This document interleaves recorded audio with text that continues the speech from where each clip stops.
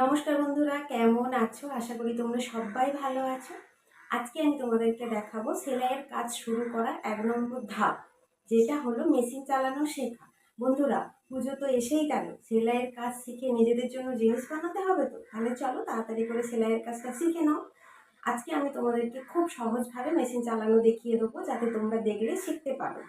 ভিডিওটা কিন্তু নতুন বন্ধুদের জন্য, নতুন বন্ধুরা কিন্তু ভিডিওটা স্কিপ না করে পুরো ভিডিওটা তোমরা দেখো। আশা করছি তোমরা ভিডিওটা দেখে কিছু শিখতে পারবে। এর আগের ভিডিওতে আমি দেখিয়েছি কিছু অল্প জিনিস নিয়েই কিন্তু সেলাইয়ের কাজ শুরু করা যায়। কি কি সেই জিনিস, সেই জিনিসগুলো আমি দেখিয়েছি। তোমরা অবশ্যই আমার ভিডিওটা দেখো। আর আমার ভিডিওগুলো যদি তোমাদের ভালো লেগে থাকে, তোমরা তাহলে আমার চ্যানেলটিকে সাবস্ক্রাইব করো, এই দিদিটার পাশে থেকো।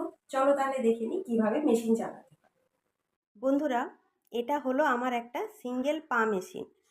তোমাদের প্রথমে আমি একটা কথা বলি, পা মেশিন চালানোর শুরুতে কিন্তু পায়ের ব্যালেন্স রাখাটা খুব দরকার। তোমরা যদি পায়ের ব্যালেন্সটা প্রথমে ঠিক করে নিতে পারো, তাহলে তোমাদের মেশিন চালাতে কোনো অসুবিধা হবে না। তোমরা তাড়াতাড়ি করে মেশিন চালানোটা শিখে যাবে। চলো তাহলে দেখে নাও কিভাবে পায়ের ব্যালেন্সটা তোমরা রাখবে। বন্ধুরা, তোমরা প্রথমে চাকা থেকে দড়িটাকে খুলে নেবে।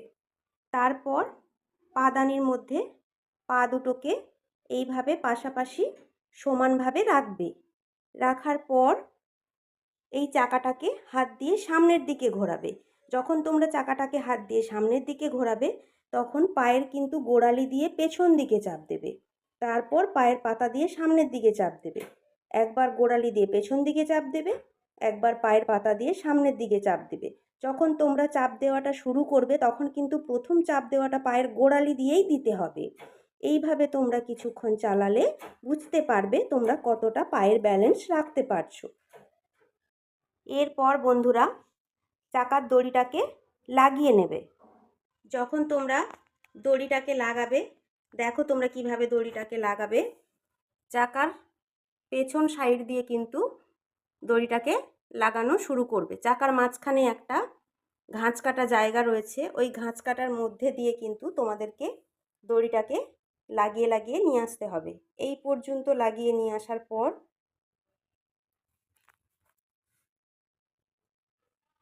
চাকাটাকে হাত দিয়ে ধরে এইভাবে ওপর দিকে ওঠালেই কিন্তু তোমাদের দড়িটা লেগে যাবে। দেখো তাহলে বন্ধুরা, আমাদের দড়িটা কিন্তু লেগে গেছে। এরপর যেটা করবে বন্ধুরা, মেশিন চালানো শেখার সময় ভুলেও কিন্তু মেশিনে সুতো লাগিয়ে মেশিন চালানো শিখবে না। মেশিনে সুতো না লাগিয়েই কিন্তু তোমরা মেশিন চালানো শিখবে। যদি সুতো লাগিয়ে তোমরা মেশিন চালানো শেখো, তাহলে কিন্তু মেশিনের মধ্যে সুতো জড়িয়ে যাবে। দেখো বন্ধুরা, মেশিনের এই যন্ত্রটাকে বলা হয় হুইল। এই হুইলটাকে যখন তোমরা হাত দিয়ে সামনের দিকে ঘোরাবে, তখন ঠিক একইভাবে পায়ের গোড়ালি দিয়ে পেছন দিকে চাপ দেবে। তারপর পায়ের পাতা দিয়ে সামনের দিকে চাপ দেবে। একবার পেছন দিকে চাপ দেবে, একবার সামনের দিকে চাপ দেবে। এইভাবে কিছুক্ষণ চালালে কিন্তু তোমরা মেশিন চালাতে পারবে। আর একটা কথা বন্ধুরা, তোমাদের এই হুইলটা যদি সামনের দিকে ঘোরে, তাহলে তোমরা বুঝবে যে তোমাদের মেশিনটা ঠিকঠাকভাবে চলছে। আর যদি হুইলটা পেছন দিকে ঘোরে, তাহলে তোমরা বুঝবে যে তোমাদের মেশিনটা ঠিকঠাকভাবে চলছে না। সেটা বোঝার জন্য তোমরা কি করবে, একটা কাগজ নেবে, নিয়ে কাগজটাকে এখানে রাখবে। রাখার পর চাপটাকে লক করবে। লক করে হুইলটাকে সামনের দিকে ঘুরিয়ে মেশিনটাকে চালু করবে। মেশিনটা চালু হওয়ার সাথে সাথেই তোমরা বুঝতে পারবে। যদি দেখো কাগজটা ওপর দিকে উঠছে, তাহলে বুঝবে যে তোমাদের মেশিনটা ঠিকঠাকভাবে চলছে। আর যদি হুইলটা উল্টো দিকে ঘোরে, তাহলে তোমরা দেখতে পাবে কাগজটা নিচের দিকে নামছে। এইভাবেই কিন্তু তোমরা বুঝতে পারবে যে তোমাদের মেশিনটা ঠিকঠাকভাবে চলছে কি না। এরপর বন্ধুরা, তোমরা যখন চালানো মেশিন বন্ধ করবে, তখন তোমরা এই হুইলটাকে হাত দিয়ে এইভাবে চেপে ধরে কিন্তু বন্ধ করবে।